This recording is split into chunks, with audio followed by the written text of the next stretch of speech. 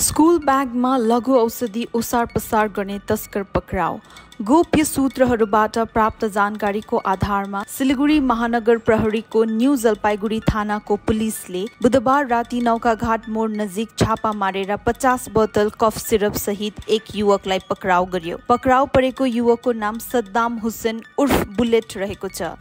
New Jalpaiguri थानाको पुलिसलाई बुधबार राति गोप्य सूत्रबाट सूचना प्राप्त भयो कि सद्दाम हुसेन नामका एक युवक आफ्नो स्कुलको झोलामा कफ सिरप लिएर मोटरसाइकलमा चोपडाबाट सिलिगुडी जाँदै थिए। यो खबर प्राप्त हुने बित्तिकै न्यू जलपाइगुडी पुलिसले कारवाही चलायो अनि अपरेसन सफल भयो र सद्दाम हुसेनलाई 50 बोतल कफ सिरप सहित पक्राउ गरी उनको मोटरसाइकल जफत गरियो। बिहीबार आरोपीलाई जलपाइगुडी अदालतमा पठाइयो।